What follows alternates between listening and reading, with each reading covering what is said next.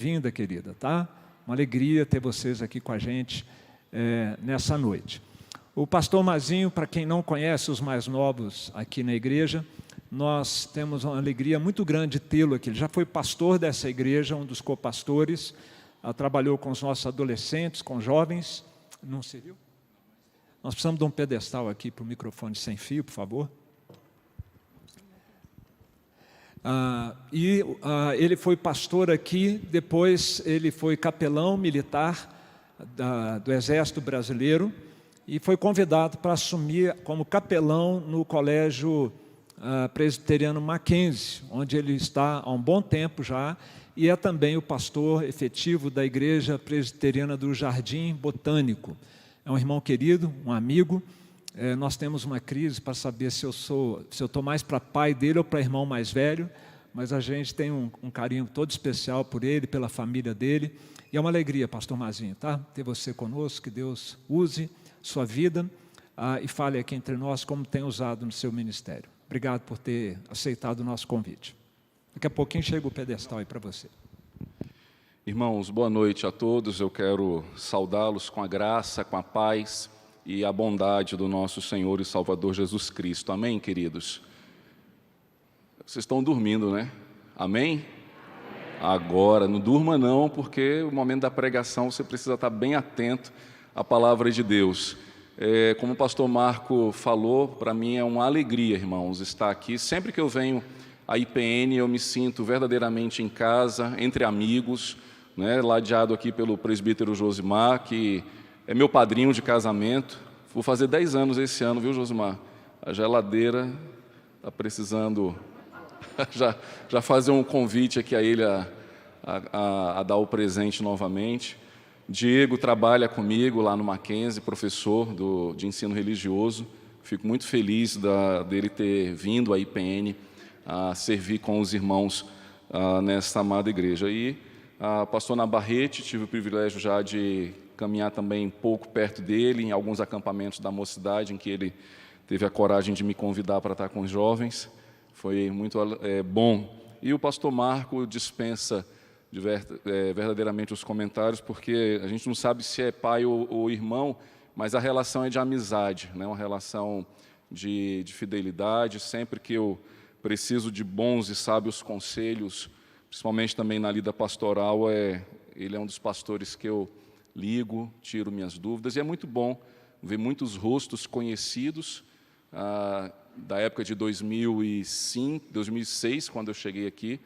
Tive o privilégio de servir com os irmãos até o ano de 2011, mas é bom também ver outros rostos desconhecidos, sinal que a igreja tem crescido, que o Senhor tem enviado novas famílias, tem salvado vidas através desta igreja.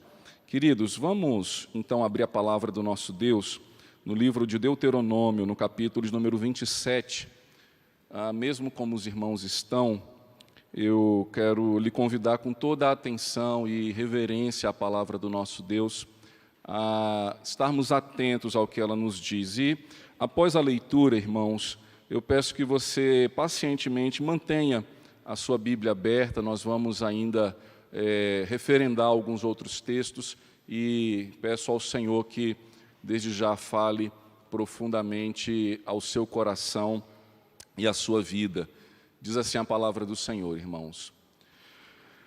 Moisés e os anciãos de Israel deram ordens ao povo, dizendo: guardem todos estes mandamentos que hoje lhes ordeno. No dia em que vocês passarem o Jordão e entrarem na terra que o Senhor, seu Deus, lhe dá, levantem pedras grandes e pintem-nas com cal.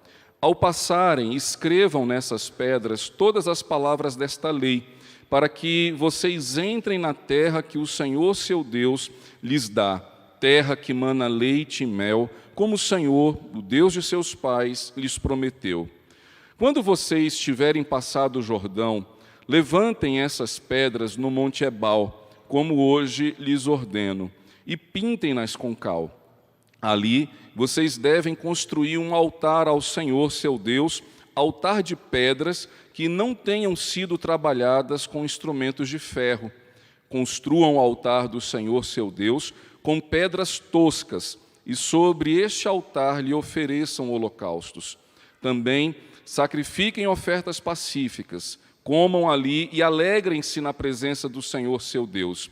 Nessas pedras escrevam de forma bem nítida todas as palavras desta lei. Moisés, juntamente com os sacerdotes levitas, disse ainda a todo Israel: fique em silêncio e escute, ó Israel. Hoje vocês vieram a ser o povo do Senhor seu Deus. Portanto, obedeçam à voz do Senhor seu Deus e cumpram os mandamentos e os estatutos que hoje lhes ordeno. Vamos orar, queridos. Pai bendito, nosso Deus amado, nós rogamos, ó Deus, ao Teu Santo Espírito que está entre nós, que atue, ó Deus, soberanamente sobre nossas vidas, e que os nossos olhos, ó Deus, que a nossa mente, o nosso coração e os nossos ouvidos, todos os nossos sentidos, ó Pai, estejam direcionados à Tua palavra. Que na noite de hoje, ó Deus, não seja a voz de um homem a ser ouvida, mas seja, ó Pai, a genuína exposição da Tua palavra que alcance o coração dos Teus filhos. E que esta palavra, Pai, que é viva e verdadeira, esta palavra que não volta para o Senhor vazia, que ela, ó Deus, opere na vida de cada irmão, na vida de cada ouvinte, os propósitos eternos e os decretos do Senhor sobre cada vida e cada família. Por isso nós te rogamos, ó Deus, que na noite de hoje seja noite de salvação para aquele que ainda não te conhece. Que pela Tua palavra, ó Pai, a noite de hoje seja noite de edificação para as Tuas ovelhas. Que a Tua palavra, Pai, nos sirva de alimento espiritual e encha o nosso coração, ó Deus, do Teu ensino. Que a Tua palavra nos exorte, que a Tua palavra nos admoeste, que ela, ó Deus, nos ponha no caminho, ó Deus, segundo a direção do Teu Santo Espírito, para que assim, ó Pai, como povo do Senhor, que ama e teme ao Senhor, povo que ama a Tua palavra, saiamos, ó Deus, deste momento litúrgico, plenamente satisfeitos no Senhor. É o que nós te rogamos, Pai, em nome de Cristo Jesus. Amém. Irmãos, eu gostaria de, nesta noite, lhe convidar a meditar sobre o tema acerca da declaração da aliança de Deus com o seu povo. Obrigado.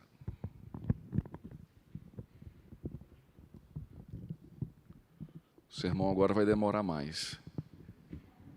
Enquanto eu estava segurando no braço, a gente ia com mais velocidade, né? Agora eu vou com calma, irmãos. Brincadeira, fique tranquilo que hoje ainda você volta para casa. Eu gostaria de iniciar, irmãos, essa reflexão perguntando qual é o fundamento que eu e você temos, que marca, que de certa forma chancela a nossa relação com Deus.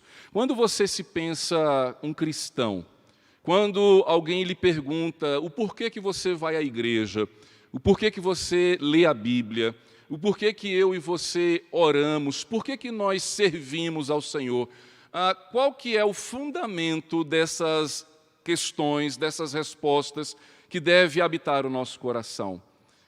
É interessante, irmãos, nós percebermos que muitas pessoas alicerçam a sua vida com Deus na sua própria tradição. Se perguntarmos talvez a algumas das pessoas que estão entre nós o porquê que você vem à igreja, não é difícil que alguém diga assim: eu fui criado na igreja, os meus pais me trouxeram desde pequeno, eu me acostumei a estar aqui. Ou seja, é uma tradição da minha família ser presbiteriano, é uma tradição da minha família ir à igreja.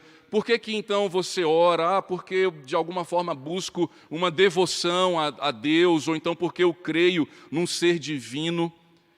A resposta que, de certa forma, não estaria de total errado, irmãos, mas tem algo que precisa ficar mais claro. Tem algo que no discipulado e na vida cristã nós precisamos compreender, para que nós não nos percamos no caminho ao qual o Senhor nos propôs caminhar. E a verdade é que essa resposta, ou seja, o que é que fundamenta a nossa vida cristã, não está nas nossas percepções, não está nas nossas experiências, nem tampouco está naquilo que nós almejamos diante de Deus. A nossa vida cristã, irmãos, ela se fundamenta, antes de mais nada, porque Deus, o Pai, soberanamente em Cristo Jesus, fez uma aliança conosco. É por isso que nós precisamos estudar, compreender e viver a doutrina da aliança. Entender que pacto é esse que Deus fez conosco na pessoa do seu Filho, Jesus Cristo.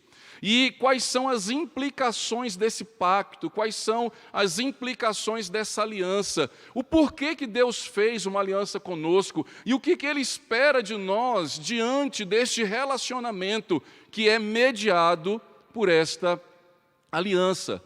E isso, irmãos, nós aprendemos desde o início da narrativa bíblica, desde Gênesis. O Senhor, Ele se revela através de alianças. O Senhor fez a sua aliança da criação, ou seja, o seu pacto da criação com Adão. O Senhor fez uma aliança e um pacto da preservação com Noé. O Senhor fez uma aliança e um pacto de constituir para si um povo em Abraão. O Senhor fez e constituiu um pacto de governar esse povo através do seu servo Davi. E o Senhor fez um pacto de salvar e de redimir este povo na pessoa do seu Filho, Jesus Cristo.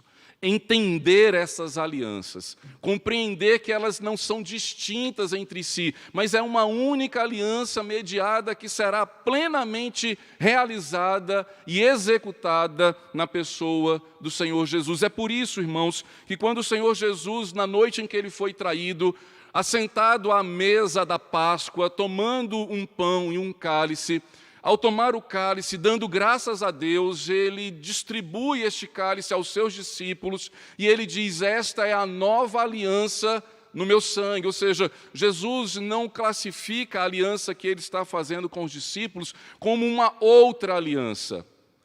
Da mesma forma que nós compreendemos que toda a criação, o céu e a terra, serão redimidas e que nós viveremos no novo céu e nova terra, que isso não é uma outra criação, mas é a criação renovada, redimida, purificada, limpa de toda a mazela do pecado. Da mesma forma, Jesus, quando Ele institui a aliança na Santa Ceia, da qual é uma ordenança e um sacramento que nós praticamos dentro do povo de Deus, o Senhor, Ele não estabelece um outro caminho, o caminho é o mesmo.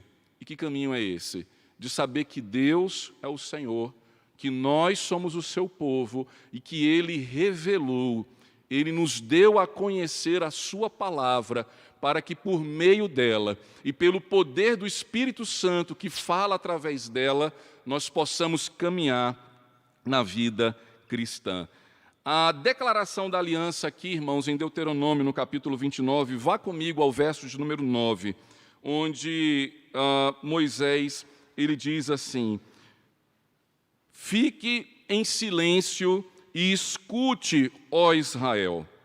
Hoje vocês vieram a ser povo do Senhor, seu Deus. Ou seja, a aliança aqui declarada não é uma outra aliança, mas é a mesma aliança que foi declarada também no Sinai, na aliança e no pacto da lei que Deus estabeleceu com Moisés. Quando, portanto, Moisés ele diz a essa geração que está ali nas planícies de Moabe, divisa na margem do rio Jordão, faltava apenas o rio Jordão para que a comunidade de Israel colocasse a planta do pé onde o Senhor havia prometido dar a Abraão a terra por possessão. Naquele lugar, Moisés ele renova a aliança.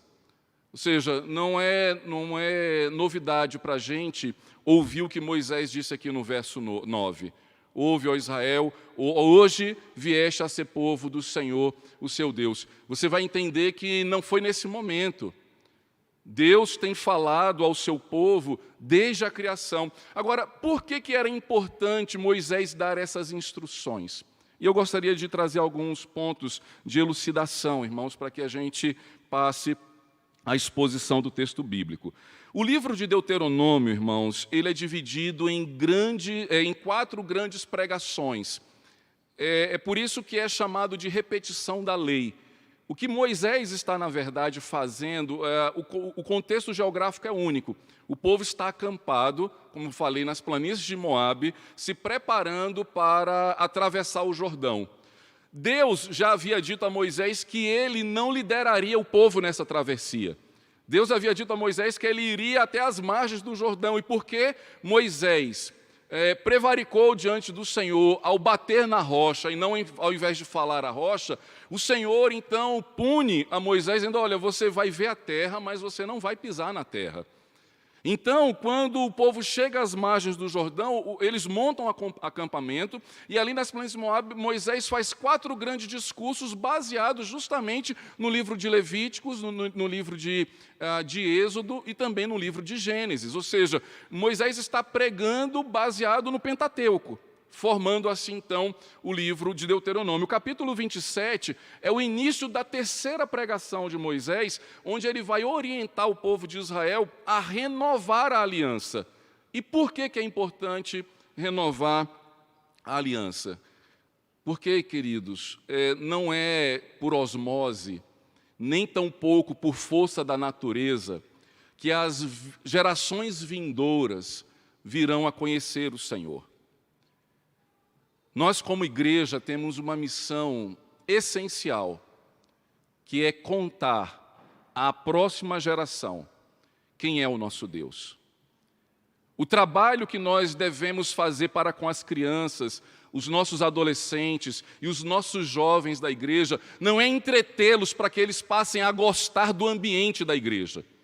Se nós evangelizamos apenas porque o acampamento é legal e teve viradão noturno e porque teve gincana, se é isso que a gente acha que vai atrair o coração das crianças, dos jovens e adolescentes a Cristo, nós nos enganamos. Nós precisamos ensinar a eles a aliança, a lei, o mandato do Senhor, que um dia nós recebemos por fé. E por fé, então, nós devemos transmitir a eles, ou seja, o maior exercício, irmãos, o maior serviço que nós devemos ter como igreja é ensinar aos nossos pequeninos, aqueles que nasceram aqui neste lugar, a conhecerem quem é o nosso Deus e o Deus dos nossos pais. Quando uma geração falha para com a outra, uma lacuna se abre. Ramos e descendências se desviam, porque talvez foram alimentados com muito oba-oba, foram alimentados com, de certa forma, entretenimento puro e barato, mas não foi apresentado a eles quem é Deus e o que Ele fez por nós. Essa crise de gerações nós vamos viver todos os dias. Como pastor, o pastor Marco Antônio disse que atuei aqui como pastor da mocidade, eu tenho para mim que é uma das áreas mais difíceis de trabalhar, porque o jovem carnal, o jovem que não é redimido, que está na igreja porque o pai é pastor, porque o pai é presbítero, porque o pai é diácono, então, porque o avô foi fundador, ele muitas vezes está aqui, mas ele não quer a palavra de Deus. Ele não quer ser discipulado, ele não quer crescer no caminho do Senhor. Ele quer o futebol de sexta-feira à noite, ele quer a saída para o Outback depois do culto, ele quer o acampamento de carnaval, ele quer as conferências que se viaja para Caldas Novas, para o litoral do Brasil, mas a palavra de Deus ele não quer. E aí a gente entra num dilema. Vamos entretê-los para que eles permaneçam simplesmente por permanecer, ou seremos fiéis, como o apóstolo Paulo diz lá em 1 Coríntios, no capítulo 4, no verso 2, ora, o que se requer dos dispenseiros é que cada um deles seja encontrado fiel. O momento que Moisés está aqui, sentado, pregando o livro de Gênesis, Levíticos, Êxodo em Números, o que o Senhor está fazendo é dizendo assim, olha, vocês precisam, ao entrar na terra, saber quem é o Deus que tirou os seus pais do Egito. Lembre-se, irmãos, a geração que entrou na terra não foi a mesma geração que saiu do Egito. Daquela geração que saiu do Egito, somente Josué e Calebe colocaram os pés na terra. Foi uma geração entre 40 anos que nasceu no deserto. Eles não viram o Mar Vermelho se abrir, eles não presenciaram e nem testemunharam as pragas que desceu sobre o Egito, sobre o Faraó. Tudo isso foi contado a eles.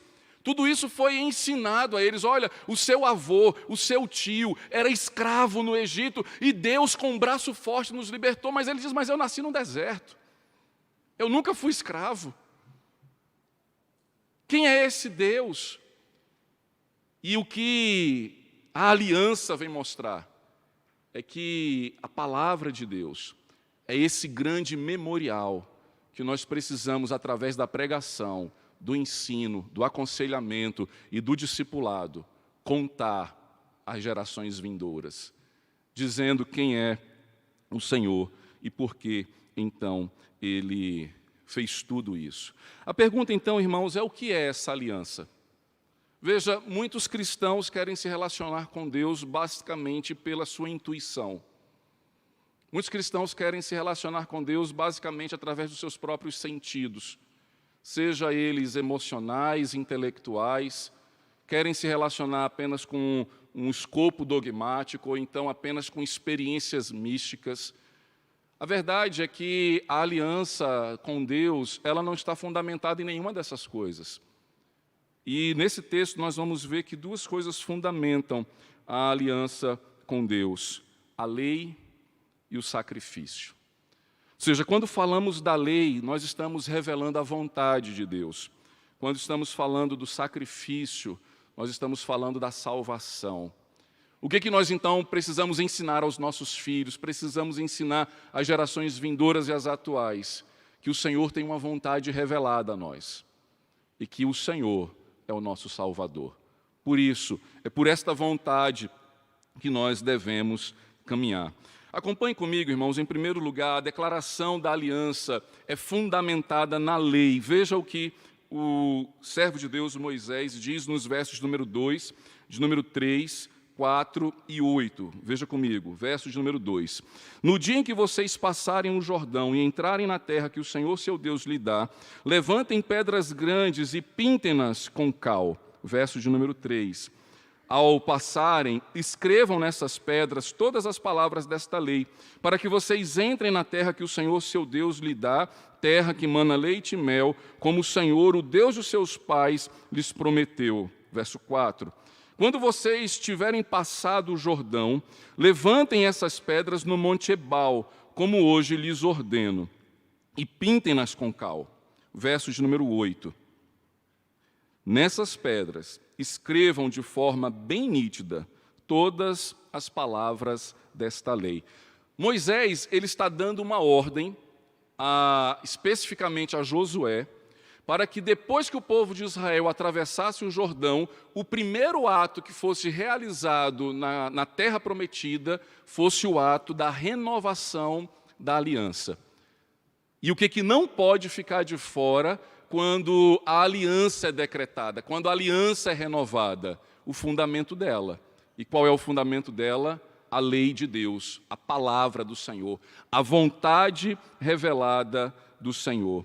Veja, irmãos, o povo de Israel, a liderança, depois que passasse o Jordão, eles deveriam pegar pedras grandes, pintar essas pedras com cal e escrever nessas pedras o decálogo, ou seja, os 10 mandamentos. E esses 10 mandamentos, eles deveriam ser postos em um monte, e esse monte nós conhecemos aqui, é o Monte Ebal. O que vai acontecer quando o povo de Israel vai renovar a aliança? Isso Moisés vai dar instrução ainda aqui no capítulo 27, mas em Josué, no capítulo 8, você vai ver eles obedecendo a essa ordem de Moisés. Eles vão pôr em prática, eles vão literalmente pegar essas pedras, pintá-las de cal e escrever a lei de Deus ali, os 10 primeiros mandamentos, o decálogo do Senhor, para que o povo, ao entrar na terra prometida, eles iriam passar numa extremidade entre 2 montes, o Monte Ebal e o Monte Gerizim. No Monte Ebal ficariam algumas tribos declarando a maldição da aliança, ou seja, se vocês não obedecerem ao que diz a palavra do Senhor, vocês serão expulsos da terra. Isso no verso 27, a partir do capítulo 27, no verso 11, até o verso 28, Moisés declara quais são as maldições da aliança. Ou seja, se você não cumprir, maldito serás. Mas do lado oposto, no Monte Gerizim, haveria também um grupo ali de várias tribos, onde eles estariam pronunciando as bênçãos da aliança. Ou seja, se vocês obedecerem, bendito serás. E o povo, ao ouvir tanto a maldição e ouvir a bênção, eles deveriam corresponder a essa aliança dizendo amém, ou seja, assim seja, que Deus faça a sua vontade. Portanto, queridos, quando Moisés manda o povo de Deus colocar no Monte Ebal a lei de Deus, e do Monte Ebal ele pronunciar as maldições, é para que o povo de Israel entenda que grave coisa é desobedecer a Deus. E nós, irmãos, hoje precisamos lembrar desse ensino. Nós precisamos educar os nossos filhos e sermos discipulados na medida em que a gente compreenda e mais, que a gente creia que grave coisa é desobedecer e se rebelar contra o Senhor. Nós vivemos um período evangélico onde muitos púlpitos têm se esquecido da justiça e da ira de Deus, que vem contra aqueles que deliberadamente se rebelam contra o Senhor.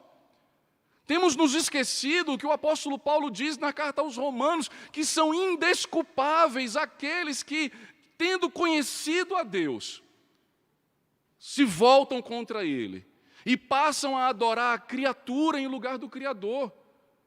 Temos procurado ser um grupo, uma comunidade light, uma comunidade híbrida, onde que cabe tudo e cabe todos. E não é assim. A porta de entrada da casa de Deus é o arrependimento, é o batismo, é a confissão de pecados. Se a gente tiver que evangelizar, chegando para um casal que trabalha, quem sabe, conosco, e dizer assim, vamos lá na igreja, na sexta-feira os homens jogam golfe. Na sexta as mulheres saem juntas para tomar um chá. Não que jogar golfe e tomar chá seja alguma coisa prejudicial, mas a gente está perdendo de vista que a única instrumentalidade que nós temos de convidar pessoas à presença de Deus é a boa nova de Jesus Cristo. É o arrependimento, é a confissão, é se fazer nova criatura. John MacArthur, ele diz que a igreja que evangeliza com entretenimento terá que alimentar com entretenimento até o final da vida dos seus membros. E aqui então nós vemos Moisés dizendo, pintem as pedras com a palavra da lei. O que o povo leu pela primeira vez ao pisar a planta do seu pé na terra prometida foi, não terás outro Deus além de mim. Ao olhar para outra pedra, eles viram, não farás imagem de escultura para adorá-la como se fosse no lugar do Senhor. Não tome o nome de Deus em vão. Santifique o dia do Senhor.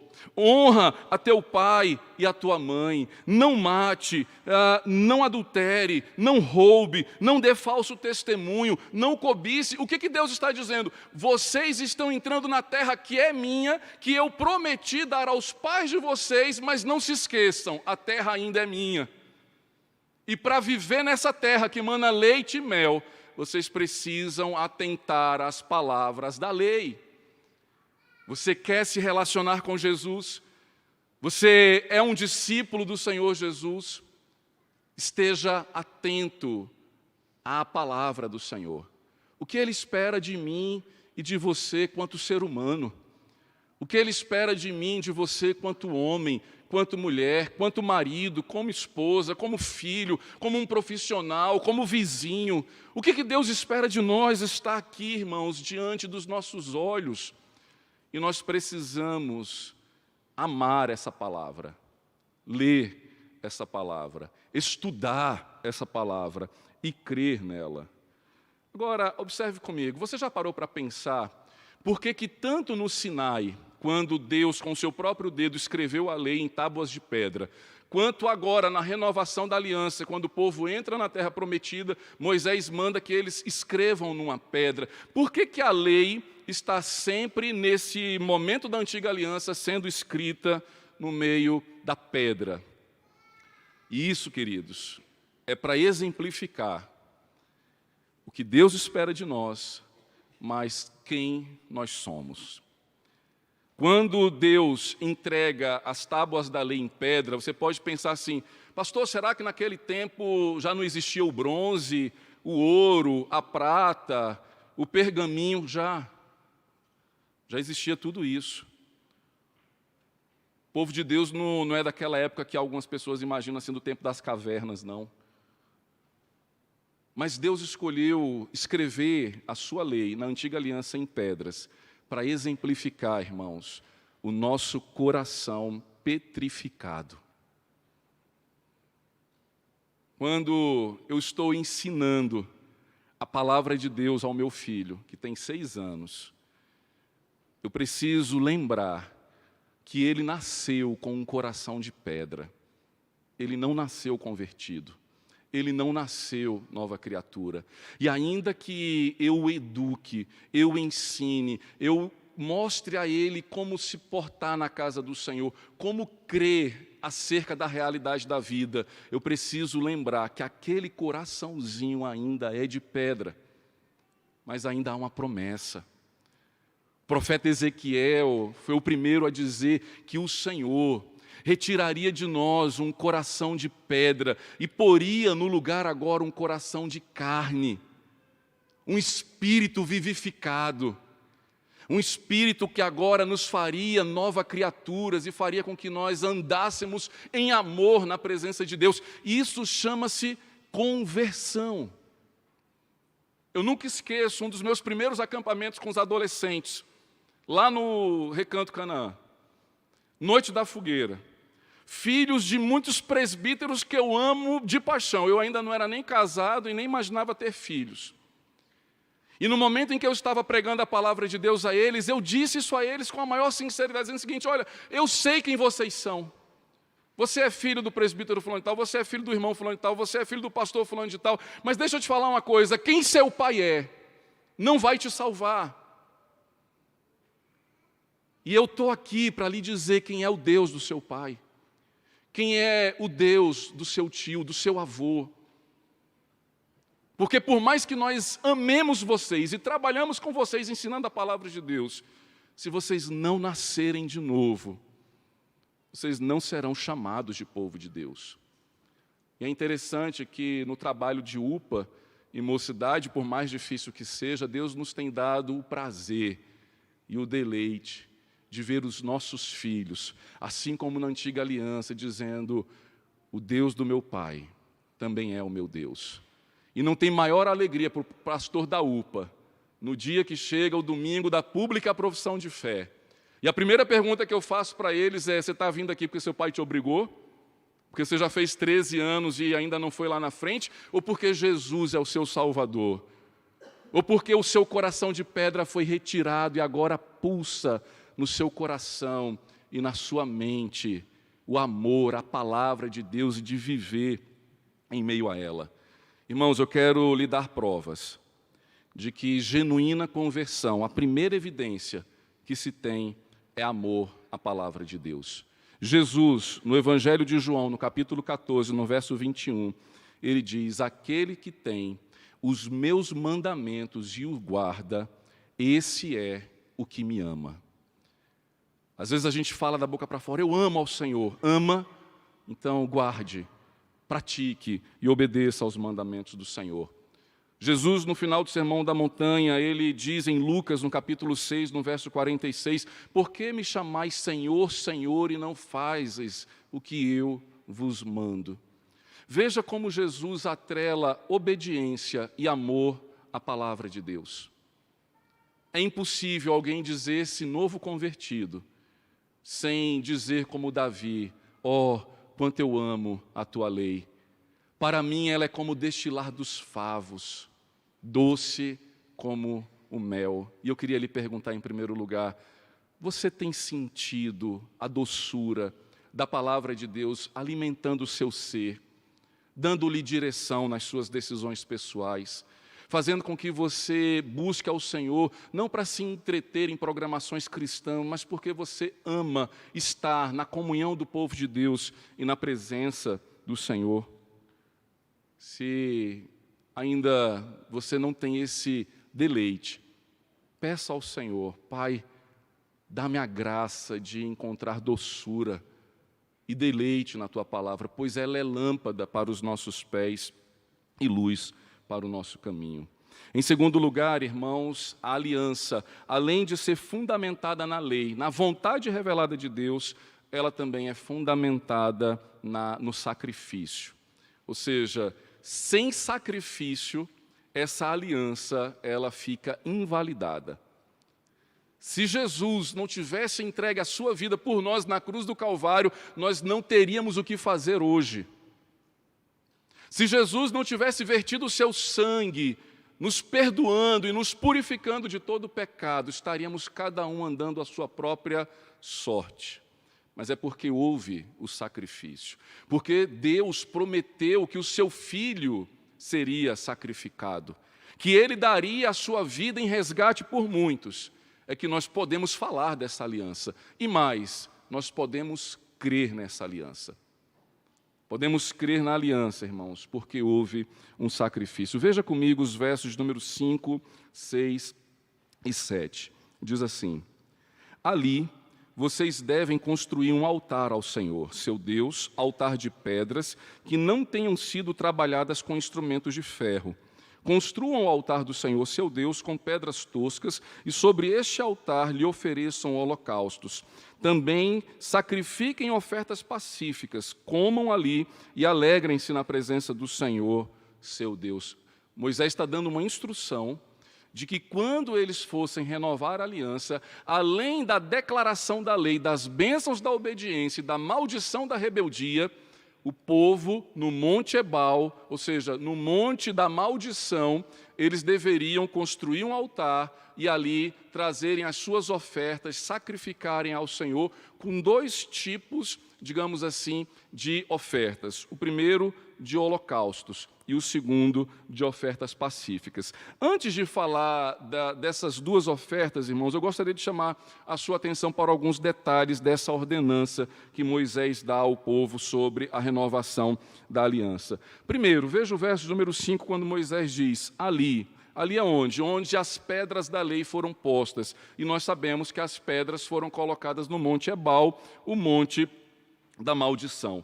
Eles deveriam levantar pedras e preste atenção na orientação que Moisés faz.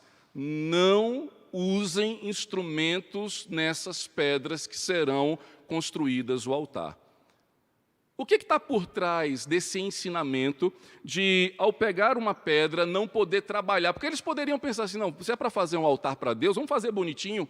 Vamos lixar essa pedra, vamos pintar essa pedra, vamos esculpir, quem sabe, o nome de Deus, vamos colocar pedras preciosas nela. Mas Moisés diz assim, não toquem nelas, não trabalhem essas pedras. Do jeito que vocês as encontrarem, vocês vão empilhar essas pedras e ali será o altar do sacrifício. Abra sua Bíblia comigo, irmãos, no livro de Êxodo, capítulo de número 20.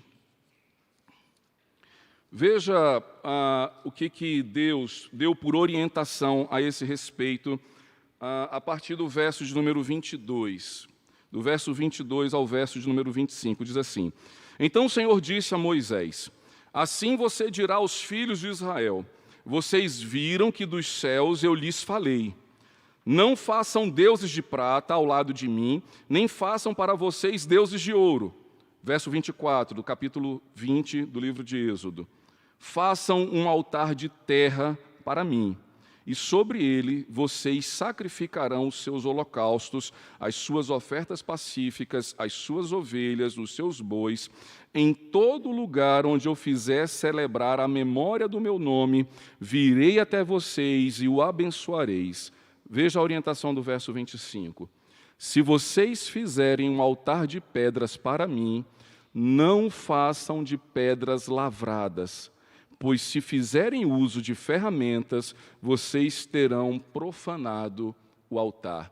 Por que Deus, desde a saída do Sinai, impede que, caso o altar seja construído de pedra, que ele não seja trabalhado? Porque aqui tem um significado, irmãos, doutrinário. Moisés, o próprio Deus, está mostrando que o altar é um tipo de Cristo. Esse altar, que seria construído no Monte Ebal, tipifica e aponta para Jesus Cristo.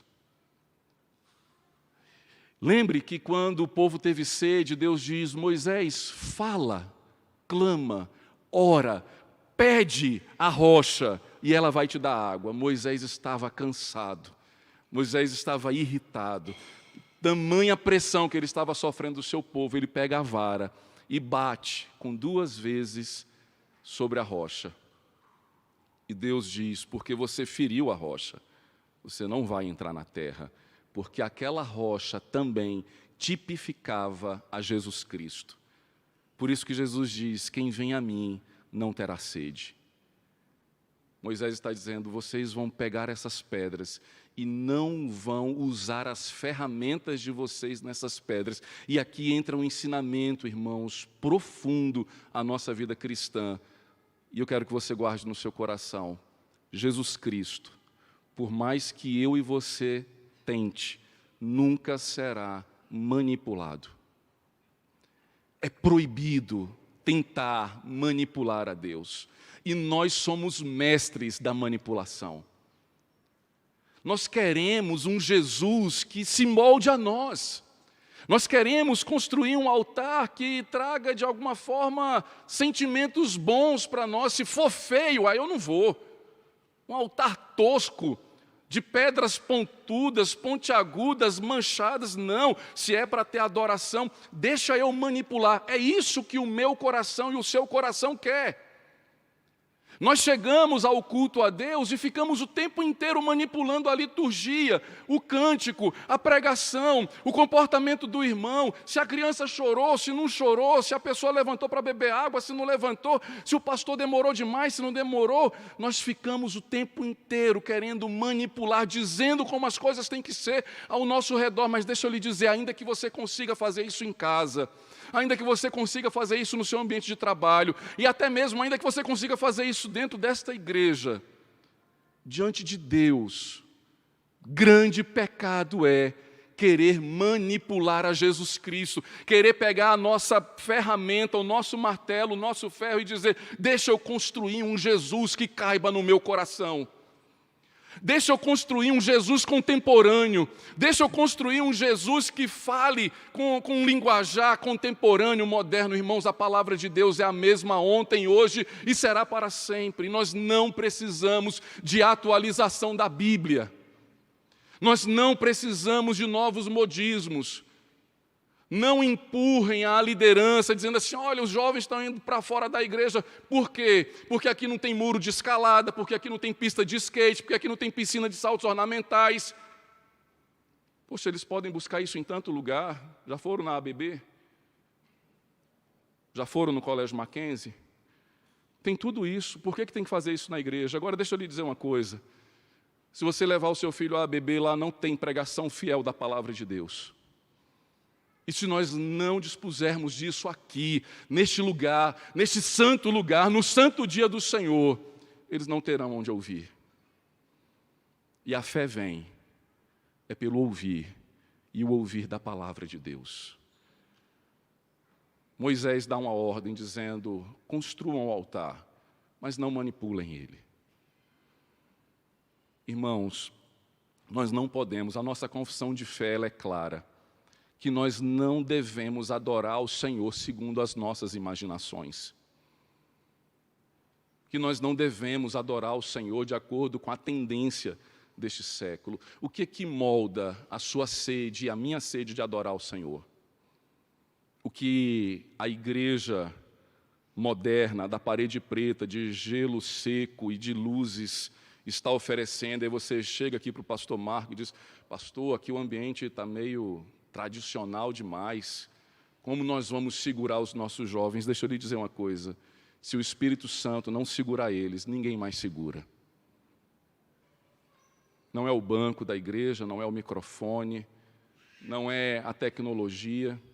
Eu compartilhei ultimamente num grupo de pastores amigos uma figura pública do nosso país que foi uma igreja, e na sua rede social ele disse: que igreja legal, é uma igreja atrativa aos jovens, com tecnologia moderna, mas em nenhum momento ele falou assim: eu ouvi a palavra de Deus. Em nenhum momento ele falou assim: saí impactado com a graça de Jesus Cristo. Mas o ambiente foi bom. Obra da mão humana. Nós temos como igreja um princípio regulador do culto, que baseado na palavra de Deus, nos norteia a como verdadeiramente adorar ao Senhor. A pedra tinha que ser tosca, porque ela apontava para Jesus Cristo. E o que se fazia nesse altar? Primeiro, o sacrifício, o holocausto. O holocausto é o sacrifício 100% queimado. Simboliza perdão de pecados. Em Cristo, nós temos perdão de pecados. E nós precisamos lembrar disso. Pregar o Evangelho, mostrar o pecado do povo, mas não mostrar a cruz de Cristo e o seu perdão, a nossa obra também está incompleta. Quando os nossos filhos erram, quando nós tropeçamos, devemos lembrar, irmãos, que em Jesus nós temos perdão dos pecados. E saiba de uma coisa: um pecado confessado de todo o coração a Jesus Cristo é um pecado totalmente perdoado. Não há nada que eu e você tenhamos pensado, dito ou feito, da qual Cristo não seja capaz de perdoar, da qual Cristo não seja capaz de redimir. E nós precisamos ensinar acerca desse perdão. O segundo sacrifício, irmãos, era o sacrifício de ofertas pacíficas. As ofertas pacíficas são as ofertas de manjares, de libação. Era quando o povo, por algum motivo de gratidão, seja pela colheita, seja por uma cura, seja por aquilo que Deus havia feito de bem à sua vida, eles traziam aos sacerdotes as suas ofertas pacíficas. Ou seja, por que ela tem esse nome, oferta pacífica? Porque era uma oferta que apontava para a comunhão, para a paz de Deus.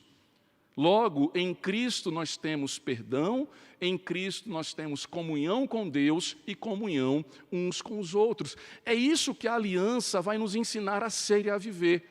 Quando nós pensamos então em discípulos de Jesus e pessoas que se relacionam com Deus, que tipo de gente é esse, da qual nós devemos ser? Pessoas que conhecem a palavra de Deus, amam ao Senhor, pessoas que têm os seus pecados perdoados, pessoas que têm comunhão com Deus e comunhão com o seu próximo. Esse é o DNA do povo de Deus. Isso nós não achamos em nenhum outro lugar. Na escola, na faculdade, no consultório médico, no supermercado, na farmácia, em canto nenhum, somente na igreja. Na igreja, na comunhão do povo de Deus, é que nós celebramos a palavra do Senhor, o perdão dos nossos pecados, a nossa comunhão com Deus e com o próximo. Em terceiro e último lugar, irmãos, depois que Moisés mostra os fundamentos da aliança, ele se dirige agora à liderança. Veja comigo os versos de número 1, o verso de número 9 e o verso de número 10. Moisés e os anciãos de Israel deram ordens ao povo, dizendo: guardem todos estes mandamentos que hoje lhes ordeno. Verso 9. Moisés, juntamente com os sacerdotes, levitas, disse ainda a todo Israel: fiquem em silêncio e escute, ó Israel. Hoje vocês vieram a ser o povo do Senhor, seu Deus. Portanto, obedeçam à voz do Senhor, seu Deus, e cumpram os mandamentos e os estatutos que hoje eu lhes ordeno. Ou seja, o Senhor, no meio do seu povo, levantou, queridos, uma liderança, da qual o Espírito constitui e dá dons. Pastores, presbíteros, diáconos, professores de escola dominical, presidentes de sociedade, líderes de ministério de louvor, todas as pessoas que Deus chama à frente do seu povo, eles têm uma missão. A liderança deve ser a guardiã da fidelidade da aliança. Quando a liderança não guarda a aliança, o povo tropeça. Quando o pastor negocia com as tendências da modernidade e se esquece da lei do Senhor, não somente ele tropeça, como faz o povo de Deus tropeçar.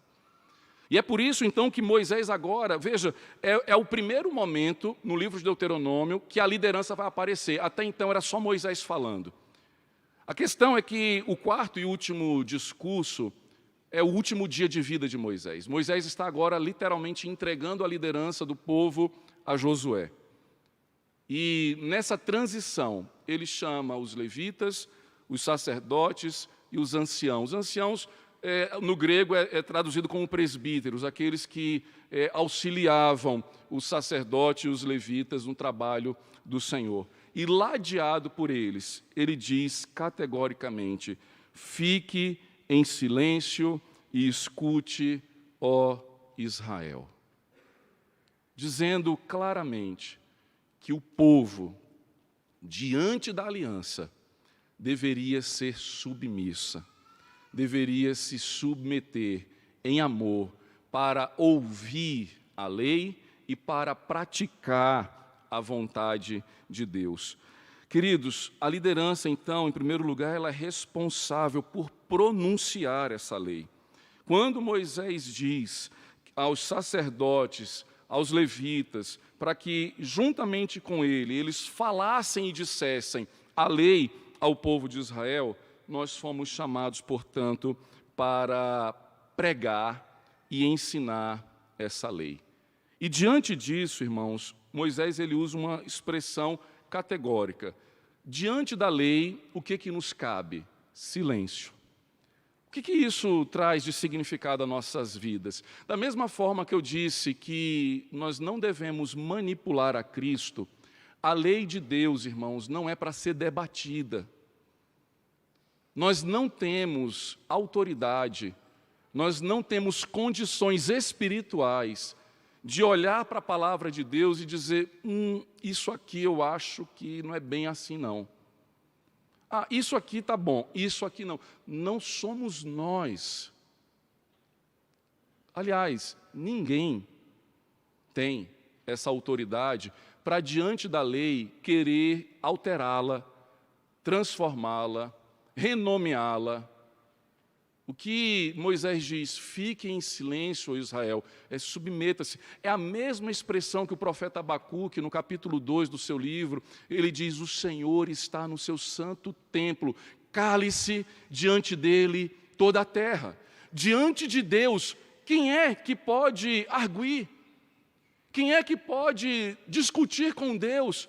Quem é que pode dizer ao Senhor o que ele fez, o que ele deixou de fazer?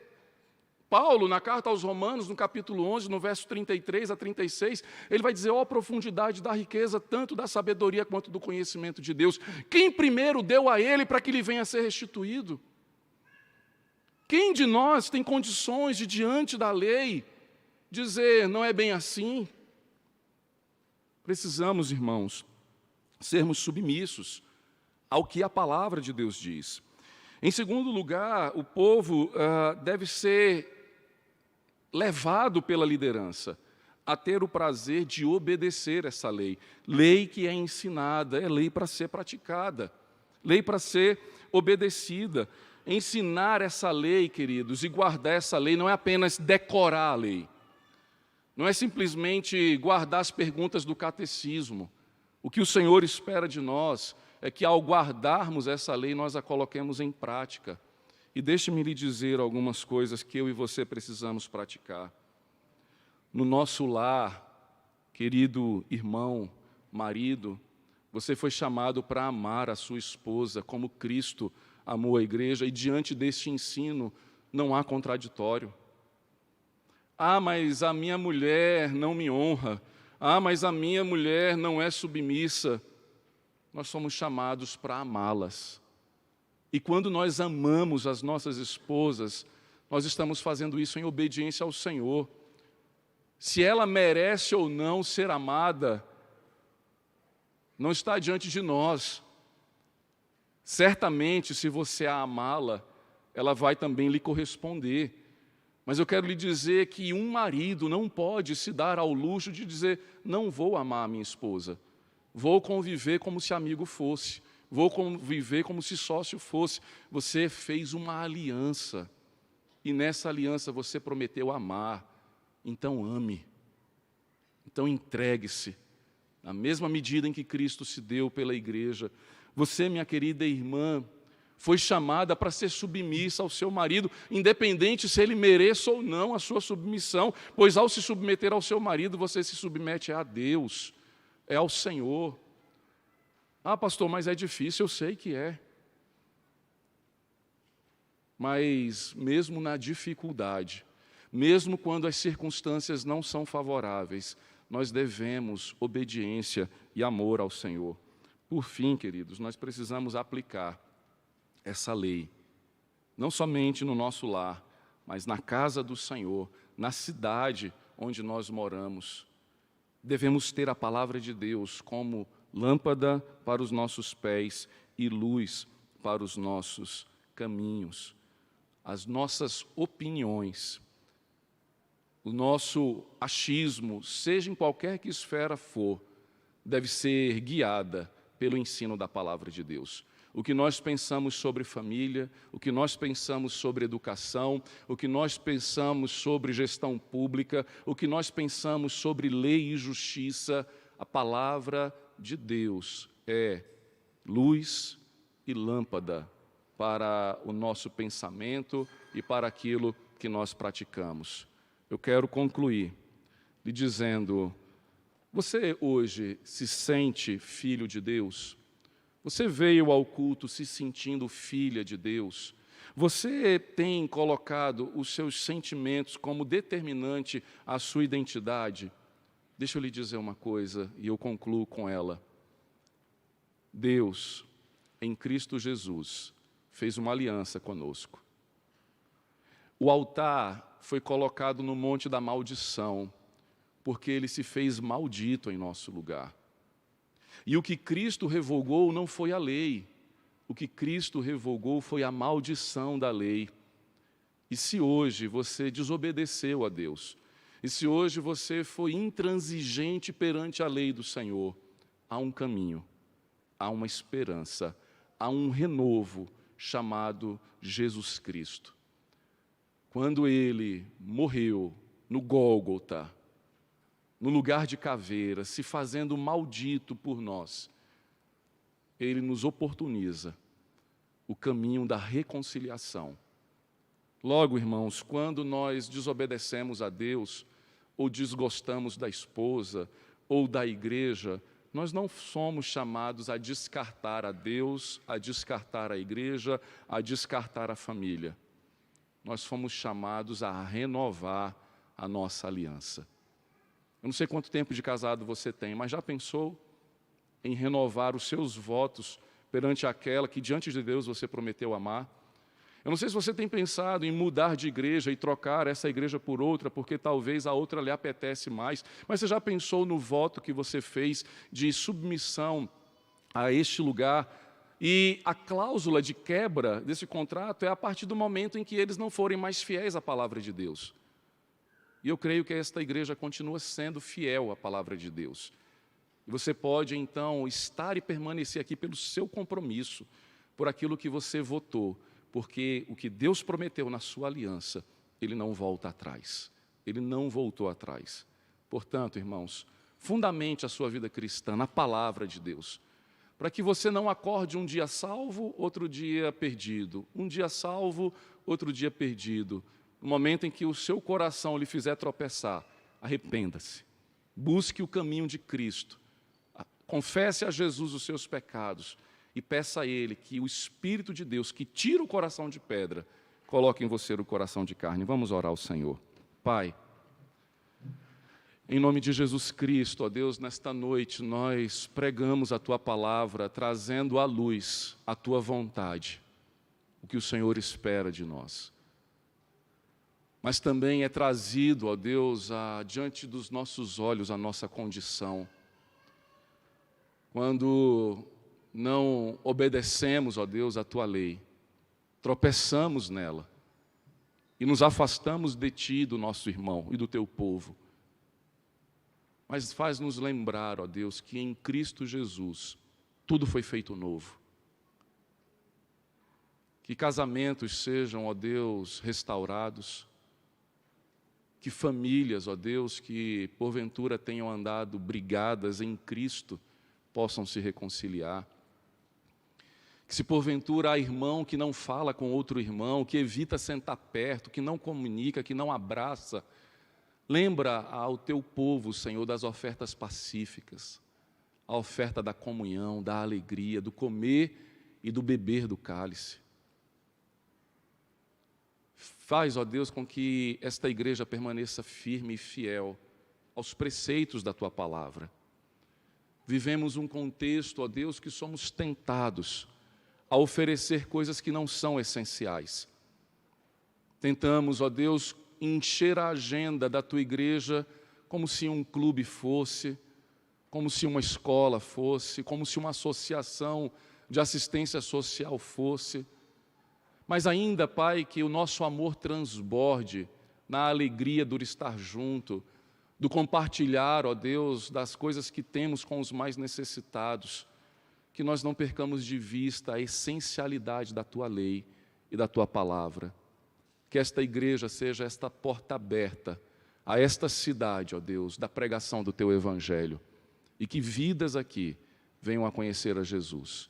É o que Te pedimos, Pai, em nome do nosso Senhor. Amém.